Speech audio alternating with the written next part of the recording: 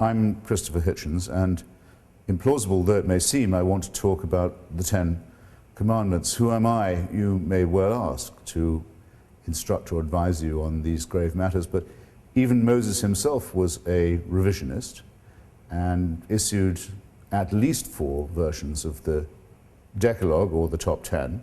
So if he can be a revisionist, well, so can I. Picture then, if you will, that I'm not just taking a blue pencil, but an actual chisel, and seeing if these tablets of stone could possibly stand a bit of an update for our time. Numbers 1 and 2 actually don't have anything to do with ethics at all. They are injunctions. They remind or instruct you that I am the Lord thy God, that thou shalt have no other gods before me, and they forbid the making of graven images.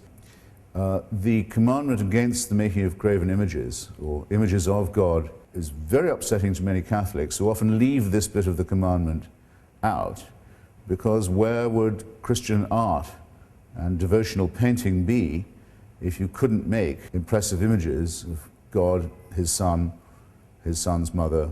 Then we are rather sternly ordered not to take the name of this God in vain, and it's then added rather superfluously that you won't be held guiltless if you do take the name of this Lord in vain. Well, no one has ever worked out exactly how to obey this commandment. Is it taking the Lord's name in vain to shout, God is great, while blowing yourself up and killing innocent people? Some say it's obedience to the law of God.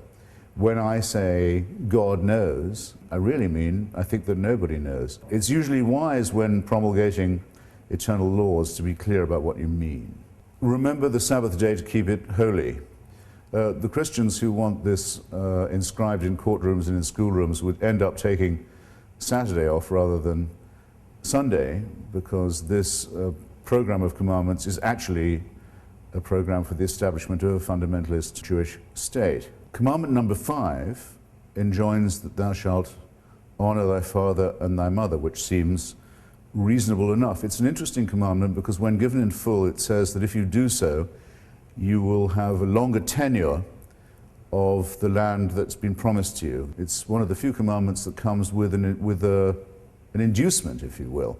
It even seems to suggest that you should honor your father and mother because you expect a legacy from them. Number 6, thou shalt not kill. Almost immediately after the events at Sinai and the delivery of these instructions by God from the top of the mountain, Moses orders all his supporters to draw their swords and kill all their friends and brothers for their profanity.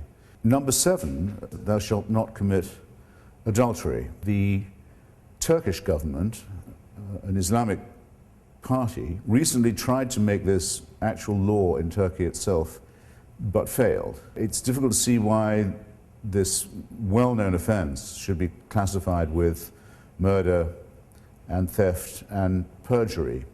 Usually the punishment for those who commit it is what you might call self-inflicted. Commandment number 8, thou shalt not steal. Very little to quarrel with here. We don't know of any society that has a commandment saying it's okay to steal, or a social custom that allows it. Then we arrive at a moment of comparatively rare nuance and sophistication. Thou shalt not bear false witness against thy neighbor. The idea of convicting someone who is innocent by bearing false testimony against them is and should be shocking to the entire human conscience. So this is not only one of the finest of the commandments, maybe the finest, but in its stress on the not and the false witness against, it shows a very rare and careful sense of the balance and scruple that's required for judgment and justice. The last of, at least this version of the Ten Commandments, is also sometimes famous by its number, number 10. It forbids the coveting of your neighbor's or thy neighbor's goods, these to include his ox, his ass, his wife. I think there may be 3 thinkable objections here.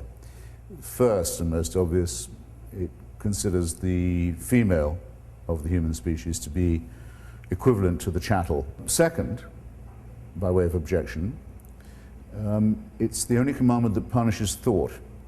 Here you're not forbidden to do anything, you're forbidden to think even about something. And third, the attempt to suppress an instinct, a desire that must have been put by God into us in the first place. Otherwise, how would we know? The essential division of opinion is this: did God make men, or did men make many gods? There are enough discrepancies just in the well-known version for us to be certain that we're looking here at a God who improvises, who's jealous, who's short of temper, who's inconsistent, or, if by any chance God didn't make Moses and the Hebrews, that the people who made God were jealous, short-tempered, inconsistent, and capricious in their turn. I don't know about you, but as between the consideration that man was made by God or that many gods were made by men,